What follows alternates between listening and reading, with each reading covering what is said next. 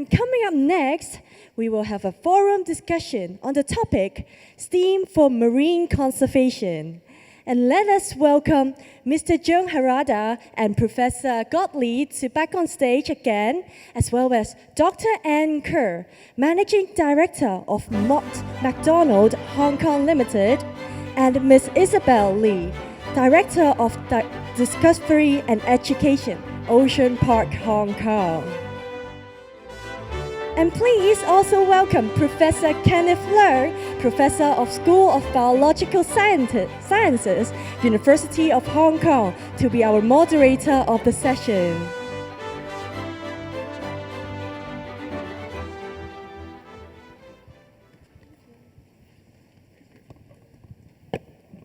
Okay, just before our forum, I want to test your imagination first. So I would make an animation. You have to guess what kind of species in the marine environment. What's that? Louder. Very good. How about this?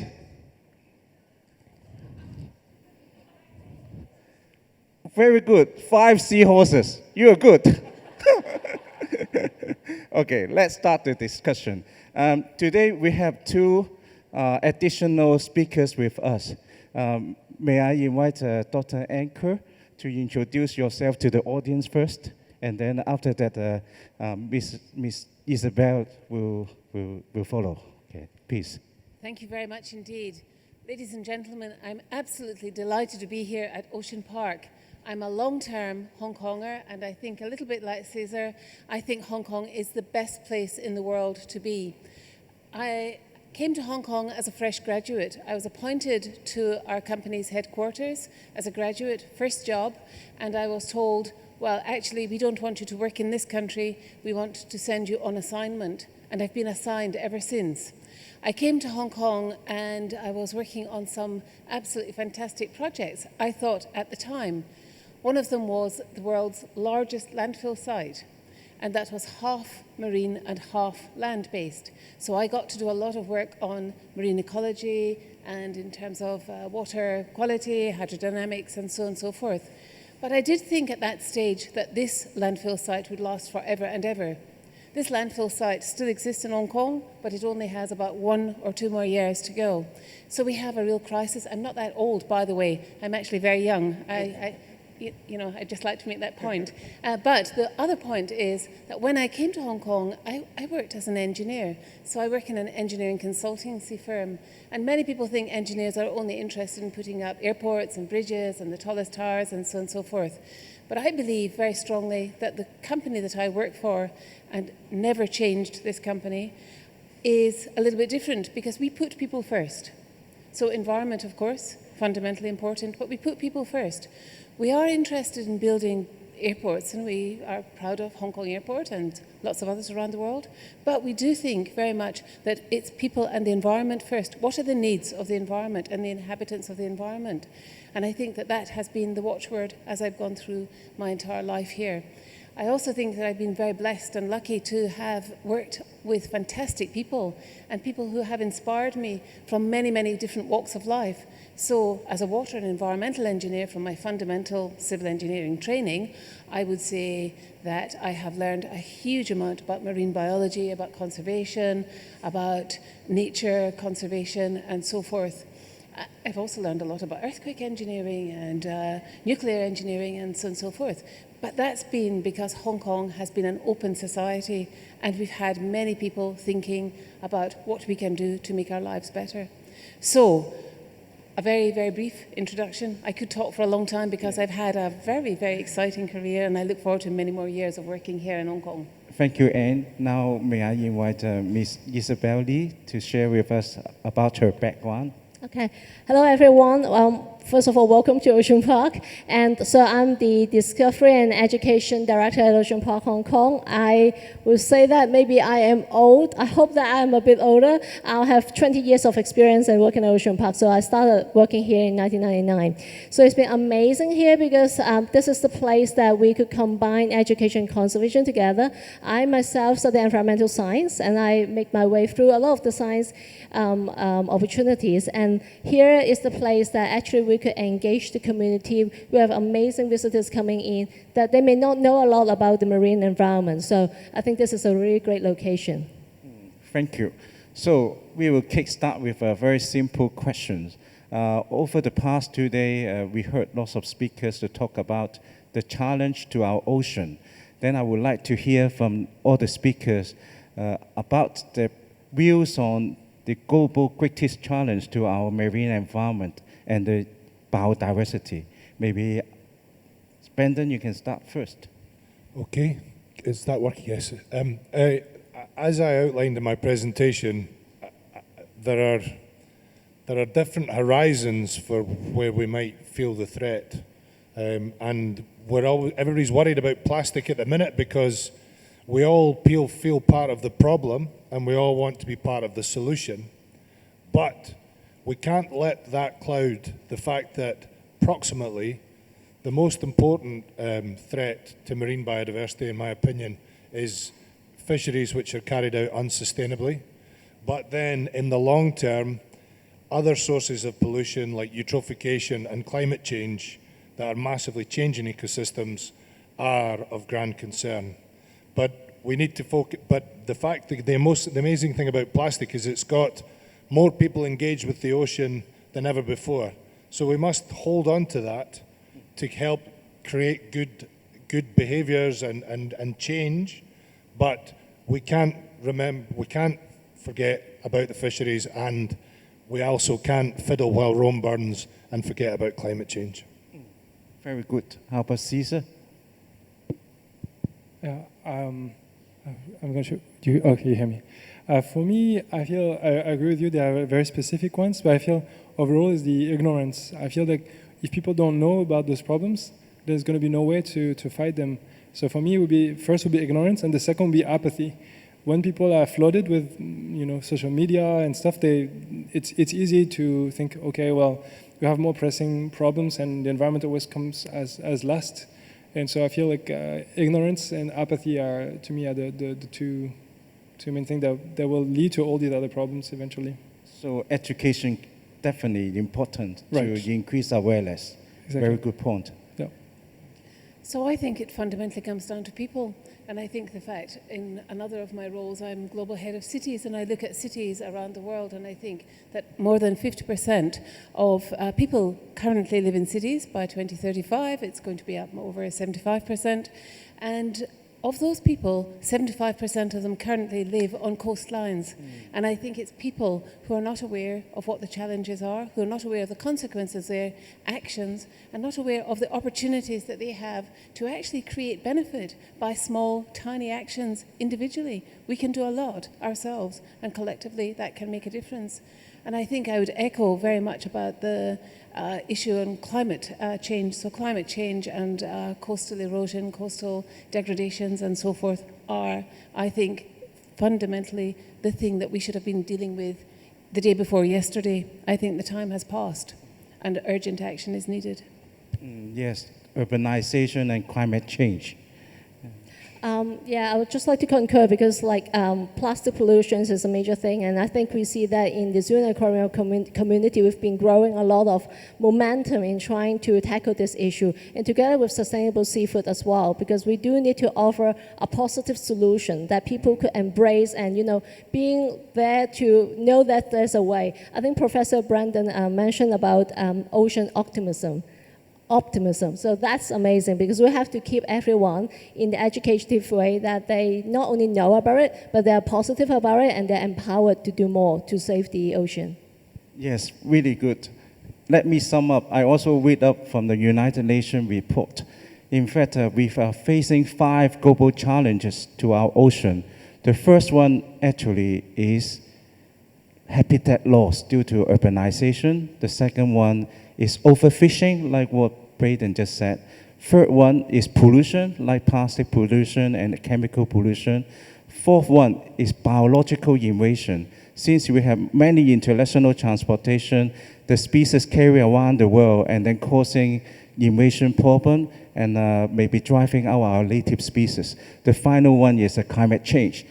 You know, that's why I make these 5 seahorse. Hopefully you remember today's forum. 5 seahorse, the 5 challenges we are facing. So now getting back to the speakers, how can we tackle these issues through STEM or STEAM education? Maybe we start from the other end. I think I'm going to share a bit about what Ocean Park is doing, but referring to this question, I think giving the students positive energy and the empowerment that they could make a difference is really, really important. So I think we will be able to do more if we work together. So like what Cesar mentioned about the changing, instead of a longitudinal way on making things work, that we work collectively in the community, that's really good. Very nice. How about Anne? So I think that what we could do is, as a business, we are engineers. We know how to do things. So Brendan, I heard what you say about know how to do things. We know how to do things. But how many school children, how many little 5-year-olds or 6-year-olds know what an engineer is and know how the engineer can contribute to society? And I think what we could do is much more go into the communities and go into the schools at the early age, so that people can understand what an engineer can do within a team of people. We're great collaborators. We're great at having lots of different disciplines and skills and specialities all coming together, and we work across disciplines in very different ways. And I also believe that the engineer is going to be a little bit different in 5 years' time than we are today and than we were 20 years ago. Yes, I was really excited about moving all the MakerBay into different districts in Hong Kong. Cesar, you have been doing a great work so that more students, including those underprivileged ones, can get involved and become a makers. May you elaborate a little bit more? Yes. So we believe that everybody actually could participate because it's about the environment. So everybody has access to it. It doesn't matter if you're from a Band 3 school or if you're from a top school. You also have access to the same beach. You have access to the same. So what I believe is that STEM can be taught using real-world issue, and that the students can access the environment and try to do something directly with the hands-on. Because I think this is when you fall in love with your topic, is when you really get to touch it, when you start to understand that people's life depend on it or the environment depends on it, then if you're not attached emotionally to it, I think it's really hard to care about it. And also to publish, not necessarily only in official publication, but also on Inventors Forum, or talk about it to your friends, so that more and more people start to care about it. And if you do publish, then make it open source, so people can easily build on top of it, or even people could build business on top of it potentially. Very good. How about Professor Turtle? Well, Professor Turtle, thank you very much. Professor Mollusk. I think obviously STEM has what's led humanity to be 9 billion people and cover the land mass and overexploit all the resources. But all of the solutions to the problems that we've created have to be embedded in STEM. But this is where the lesson from this conference is: it's not just STEM. We can have science, technology, engineering, and maths, but we also need the A, and A can be for arts and whatever way you view that. But we need to engage people, and whether it's through poetry, whether it's through, I don't know if any of you young people are aware of Banksy. He's a guerrilla artist. Nobody really knows who he is, but he does political protest art and environmental protest art. But whether it's through art or poetry or videos or writing, we also have to gather people in our conservation optimism movement or ocean optimism movement, and through very many media, and that capture their hearts so that they will change the way that they behave. So I think I've learned an accentuation of what I was thinking was just us doing complementary things around the edge of science, but thinking more of STEAM rather than STEM, so that we can be more effective at undoing what STEM did to the world. So you highlight STEAM is a tool for transformative education, what Professor Taylor yesterday highlighted to us. So now we will move on to the next question, but before addressing this question, may I invite Isabel to talk about what have been done by Ocean Park so far. The next question would be, what Ocean Park can do more and do better? May I invite Isabel to give a PowerPoint presentation? Thank you. Oh, it will be a short one, just to give everyone on the same page. And if I could point to the right direction. Seems this works. Oh, okay. For those that are not from Hong Kong, actually Ocean Park, I'll give a brief introduction about Ocean Park first. We are a not-for-profit government statutory body, and we were established in 1977 with 3 major missions. So with that, you can have a look at the next slide. So our education, conservation, and entertainment is the key for us. And then we work towards that. And throughout the years, we actually have been doing a lot of different programs. Okay, so it just proves that it's fair. It's not because you have guests and it's not working. It also happens to me as well.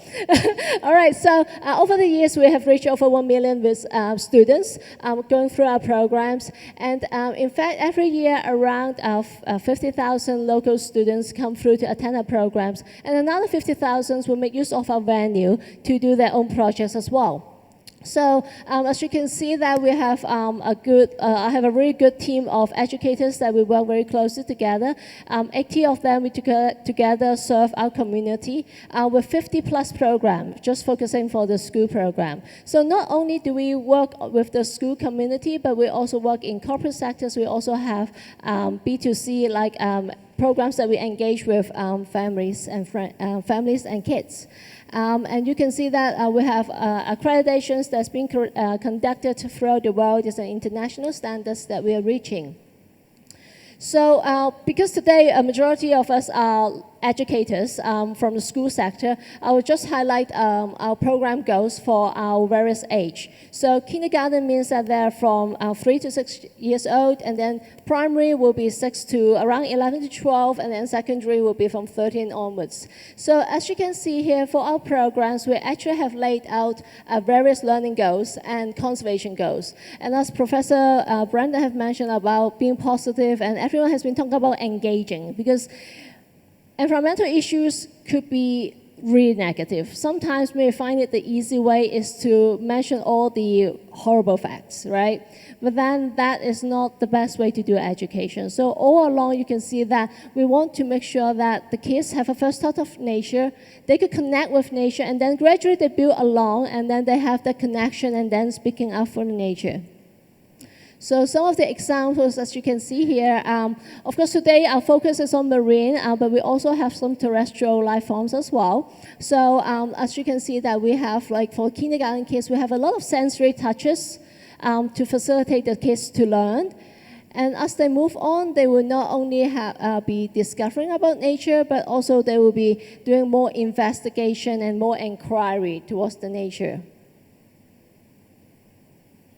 Dun-dun. Dun-dun, dun-dun, dun-dun. All right. So be curious and then to also investigate as well. For a lot of our programs right now, they're actually just one-off. But then gradually moving on, actually we want to do things that are more continuous, that we have more opportunities to engage with each student for more than one time.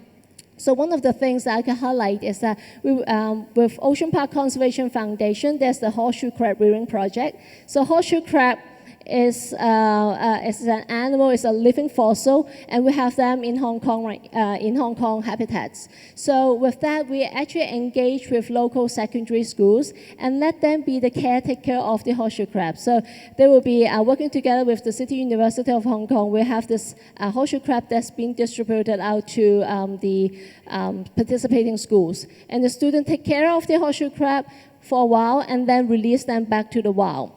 So this is a continuous program that the students will learn to appreciate the animal, learn to appreciate their habitats, and then eventually they will release the little babies out in the world. And that is the point that they will be really empowered and say, okay, my babies are out there. I really need to do something to ensure that the habitats, the mudflats are being protected. So to learning to be connected all the way to investigate and to act for nature. Also, other than the horseshoe crab project, we have the a project upcoming that we're working together with Dreamstarter. Is working towards what Cesar have mentioned about making of things, the design thinking. You know, having that empathy first and realizing what the kids' dreams are.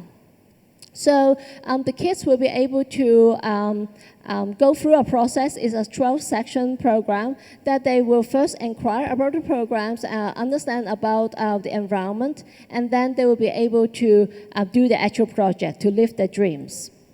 And then another project that we will have is that the Connecting Students with STEAM program. So actually we are going into our second year where we invite all local schools to submit their proposals and let us know what they think how Ocean Park could do STEAM education. So how they could make use of Ocean Park's resources to do good education. So with all those proposals, we make those selections, and then eventually 10,000 kids get to come to Ocean Park for free and then be utilized with our amazing resources to go through each of the programs.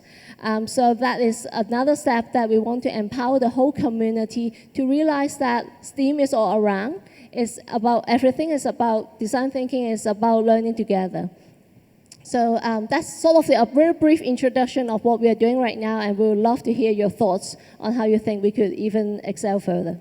Thank you, Isabel. Before the other speakers address this issue, may I invite all of you to try to put up your question through the apps. The apps, you can write down your questions and send to me. Then I will ask that question for you, okay? So it's random. Whoever want to address this issue, how the park can do more and better.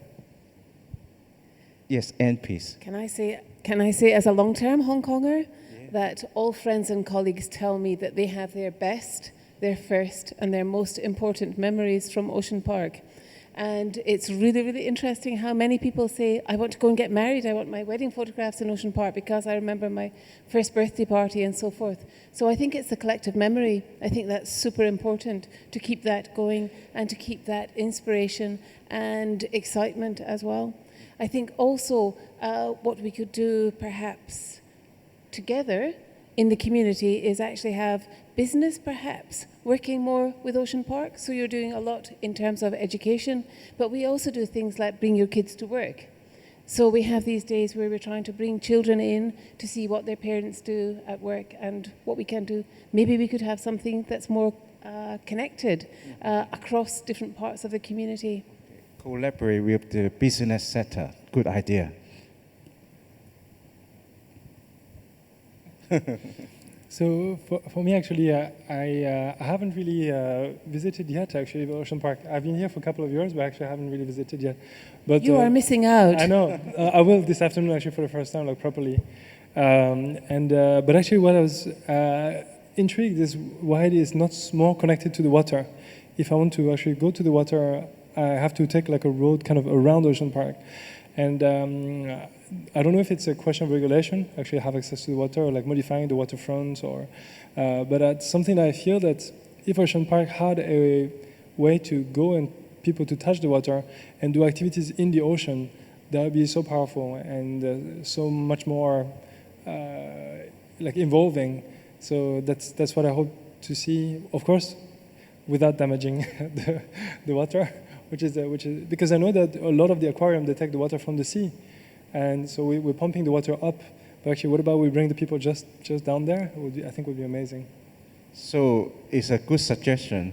As a board member of the Ocean Park, I can tell you that, coming planning, we will make a way to our waterfront in this lowland area. So we really heard about your suggestion. So people in the future can get down to the beautiful shoreline, and then maybe we have more education activity down there. So Brendan, please. I think it's admirable that Ocean Park also raises money for conservation projects from its own coffers, but I think it has the potential, as other in great cities, zoological societies do, like the Zoological Society of London or the Bronx Zoo, which becomes the Wildlife Conservation Society, which two organizations that we work with around the world. I think that Ocean Park could catalyze greater fundraising for not just Asia, but the world, because of course Hong Kong's wealth is globally derived.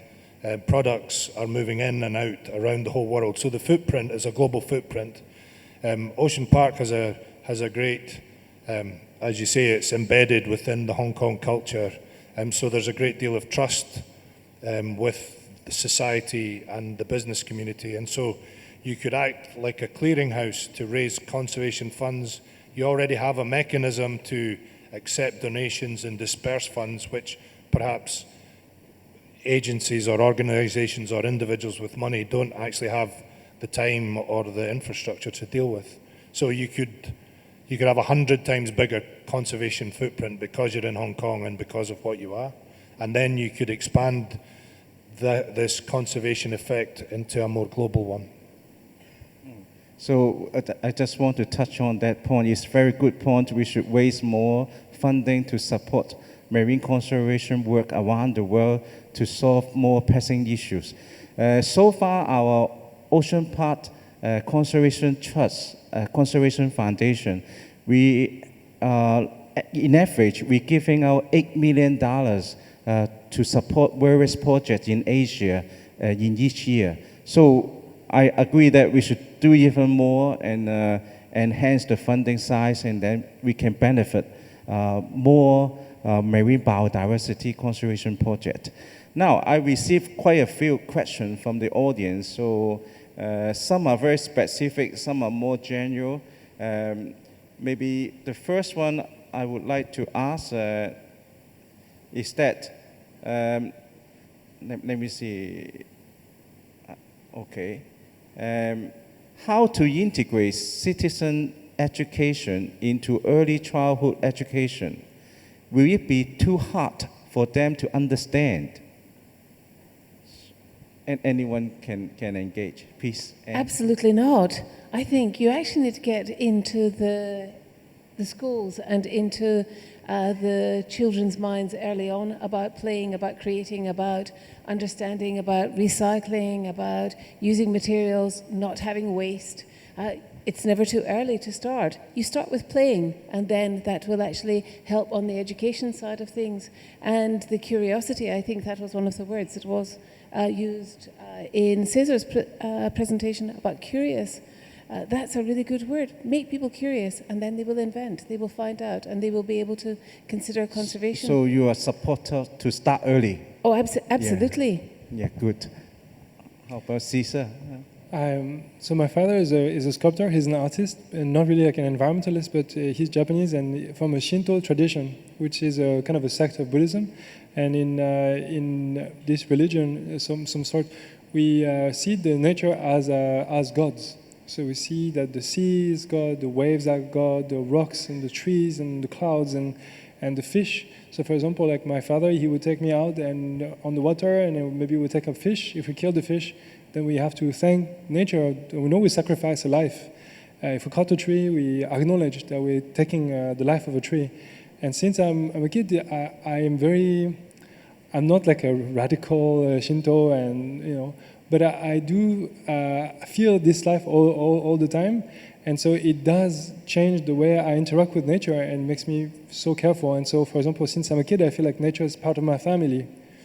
And so when I see that the sea or animals are being hurt, I feel like you're hurting my brother. If you hurt a turtle, if you hurt a fish, I feel like you're hurting my brother. It makes me that angry. I want to physically fight the person who's damaging it. So this is also important for parental education. All the father and mothers here, you should educate your kids early to respect the planet. Very good, very good. Isabel? Actually, I know in Hong Kong there is a couple of kindergartens that are starting to do that, and they find that the kids are just amazed and so happy. I think the important thing is to make it positive and make it easy and make it happy for them, and they will be really jump into it. And I would also like to quote one thing that I've learned recently. I'm not sure if you heard about the spaghetti challenge, that you use spaghetti to build infrastructure and challenge to be as tall as you can. Have you heard about that or experienced that? You could try to Google it. And I recently learned that kindergartens are the best category of people that could achieve on the spaghetti challenge because they are willing to prototype all the time. And they outwin the MBA students all the time. They are compared against that. And I think that's really interesting. It really tells us something that actually if the kids are really good at doing things, so if we allow them to do it and try it, they will really be empowered to do it. Okay, so now I try to address more questions from the audience. Maybe each one could be answered by one or two speakers, but this one very specific to Cesar. Can students, how can secondary school student join your projects, Cesar's projects? So if it's an individual, A group, possibly a group. Group. Then the best is to ask your school to get in touch with us, so you can get in touch with us, and then we can talk to your school and try to see how it can fit. We don't want to compete with the school. Typically, we try to integrate the curriculum, because we could, if we do math and arts, basically we don't want to add more work because the Hong Kong students, they are so busy already. So typically we try to be part of the curriculum as much as possible and also empower the teachers. We don't want to be like, we're the cool teachers and like you guys doing boring stuff. Like, we really want to value the work that they're already doing and try to contribute. I see. Yeah. So for those who are interested, he will stay behind after the talk. You Yes. can grab him and get his contact. Yes. Then the next question is about the Ocean Park campaign or No Straws campaign in Hong Kong. However, this audience feel that seems too small scale and seems not doing enough. Are we doing too little? What do you think? I represent Ocean Park, and of course, I work very closely with the Ocean Park Conservation Foundation. So in my view, I'm really passionate on the plastic issue, so we work quite closely with the Conservation Foundation team. In fact, I think the important thing is we have to find these things that people could start up. Right, all of us here, we're here because we're passionate about the marine environment. So we are actually geeks because we are not normal as compared to the rest of the world. And when we are speaking to the rest of the world, we have to realize that they, day in and day out, they are not that much into the marine context. So if we ask them to do a lot of things, do something really big and start, it will actually scare them and make them afraid. So starting off with the no straw is something really, really easy to start off with, and actually we are seeing some spillovers. So that's the conservation psychology that we've been thinking and using. If you have a first initial change in behavior, there may be more spillovers upcoming. And starting small is actually really fundamental. Okay, Brandon, please. Because of my interest in working in the marine plastics issue and how it involves the marine vertebrates, I've started to be involved in more interdisciplinary groups. And the thing that I would like people to go away and look up is the concept of the circular economy. And there was a famous sailor called Ellen MacArthur. She sailed around the world, and while she was on her boat, she realized that all I have in this world is what I've got on my boat, and she realized that that's the same as planet Earth. All we have is what's on this planet. And so she could have been a famous sailor for the rest of her life, but she went to business school and she set up the Ellen MacArthur Foundation. And they've set up a centre for the circular economy at our university. and it's something that I'm working very closely with. The idea is that a plastic bottle should be turned back into a plastic bottle. We should be designing things that we use so they can be reused, and there's circularity in it, there's value in it. It might be slightly more expensive than what we make, but we can make it again, and it doesn't wash up on Repulse Bay on a Saturday morning. I walked on Repulse Bay this morning. There was no straws there, but there was lots of single-use sachets, single-use bottles, bits of discarded fishing material. You know, it's bigger than straws, but straws did come out of that poor turtle's nose, and millions of people watched it on the video. And so it's made people think, and it's a start. But I think we need to be going to business and the products we buy and getting into that whole idea of circularity, because there is only one planet Earth. Okay, so now there is another question, interesting one. Many young people came to Ocean Park because of the exciting why, those excitement, and for fun. How can we really teach them through their visit? Any design thinking here to help those young visitors, the teenagers, good? Maybe I could say something, and then, if you have any suggestions, just jump in. I think it's a really, really good question, and in fact, we're trying to use more ways to engage our youth and teenagers who is coming in. Maybe they're coming in just for the rides. So one of the things that we're doing right now is, you can see we have our VR rides experience that engages an experience that jumps you into the rainforest. And you have amazing rainforest expedition with the VR ride. Another thing that we're going to launch next week, which keep it within this room, is that we are going to have another VR experience that venture out into space. And that also talks about how important it is to conserve this Mother Earth. Because going into space, we have Dr. April Erickson yesterday to talk about a lot of those really amazing challenges as well. But coming back, this is the place that we need to protect, and that's the message that we have with that VR experience. Very good. And peace. It's very exciting, and it's very much up to the minute. But there are also some simple things I think that you're doing and perhaps could do more of. So I know for the aquarium that you haven't been to yet, but you're going to go to, and I can tell you there's a piece of acrylic there. And the acrylic is showing the size and the thickness of the material that's needed to create this spectacular aquarium. And I think that it's quite interesting how many times I've been there, and I've been to the aquarium a lot. People are standing there, they're looking at it, they're touching it, they're reading about it. So small exhibits like that are about the creation, about the building, about the fabric, the engineering, but it is, it's about the facility, and it's about the reuse and so forth, and there are semiotics about the amount of water that you use or energy. These are the things that are also just really, really good messages, and I think people do grasp these quite quickly. Cesar, please. Do very briefly, I think to answer the question of how to make them learn, not just have fun, but also learn, I feel it's really to experience it and to also be in a generative position, not consuming knowledge, just reading about it or watching it, but touching it or even possibly building something so that they are more engaged. Show me something, I forget, and then, make me do it, and then I will remember. And I think that's why I'm so excited about you tell me that you're going to have access to water, and if we can collaborate to do something which is more hands-on. It's harder to manage because you generate waste, but possibly, or maybe there are ways to do it without too much waste. Yes, building the connection, touching the water, and love the ocean is fundamental.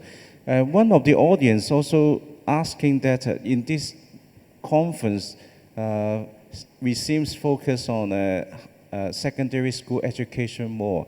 How about kindergarten setting? How can we promote marine conservation through STEM in kindergarten setting? So it's a tough question. Yes, Brendan? For me, although it's sometimes a little bit logistically challenging, on our campus, we now have a nursery on campus, which I wish they'd had when we had children, but now they have one, which is really great. But they have the children out. You know, they form a long crocodile holding hands, and they move around the campus, and they see the birds, and they see the squirrels, and the various things they have. But they also go to the beach. And actually, there's a couple of NGOs which have started in the UK and in Cornwall. One of them by one of our graduates, and it's a rock pulling experience. And they have risk assessment, they have public liability insurance. They also know when the tides are. They also know the places to walk in, and they take families and classes and show them marine biodiversity, show them where they'll find a starfish, how they'll pick up a crab, and which I remember from my first days at the seaside as a child viscerally. And I think to go that extra effort to get children outside is really important. When I was on the little island of Ascension Island, we had all of the beavers, all of the rainbows, all of the cubs, all of the brownies digging turtle nests and, counting the hatching success. But that was on a small scale because there was only one small community. But if we can scale these things by, for instance, young people having a business where they subcontract to schools to do something specialist, I think that's... So there's an idea for somebody's summer. They could do trips for kids. Very good. Any supplement? Finally, I would like to ask each of you just one sentence to highlight the most important connection between STEAM education and marine conservation. Maybe one sentence or short paragraph to sum up what you think is most important as an ending remark for today's forum. I'll give you some time. I'll start. Okay, good. Just one word, empathy. I think empathy to the ocean, because we just don't live in the ocean, we just live by the side of it. So having that empathy process and understanding what's happening is really crucial. Empathy. Be curious. Be Think curious. beyond tomorrow, the day after tomorrow, and what it could be. Don't have any boundaries. Don't think that there are boundaries to what you can do and what you can achieve. So be curious beyond tomorrow. So really adventurous and imaginative and creative. That's really nice. How about Cesar? So it's one story that fits in one sentence. At the end of a long trip to the Marine Biology Laboratory of Woods Hole Institute to look for books in the library, I stumbled upon a sign in the library that said, "Study nature, not books." Study nature, not book. Very good, very good. I like it. The last thing I would say, I've been coming to Hong Kong just for the last couple of years, and my point to you is there is still an awful lot more marine biodiversity in Hong Kong than most people in Hong Kong realize and most people in the world realize. You still have plenty to save and augment and allow to prosper in the waters of Hong Kong. There's everything's to play for here. Yes, I want to echo that. We have about 6,000 marine species in Hong Kong. It's 1/4 of whatever we get in mainland China, but Hong Kong is tiny. So we are very special. Hong Kong people also are very special because we can gather the best talents to try to share their experience with all of us and then make us to advance not just in the STEAM education, but also improve of our marine environment and marine biodiversity. Please join me once again and thank all the speakers today. And also thank you everyone here. I would like to make an announcement. Please don't forget, you can make a vote on the poster. We will select the best poster award in the closing ceremony. And there will be 3 sessions in the afternoon. In the hotel, there are 2 sessions. They will finish a bit early. but we will still have another addition session here. Please do come back before the closing ceremony. So enjoy your lunch. See you in the afternoon. Thank you very much, our honorable speakers, for attending the forum discussion. Please remain seated on stage because we are going to invite our Ms. Josephine Wu, Acting Head of Discovery and Education of Ocean Park, to present some souvenirs. So, first, we would like to present to Mr. Jung-Harada, thank you. And Professor Godley. Ms. Kerr. Ms. Isabel Li. And thank you, Professor Leung. And please come forward for a photo. Thank you.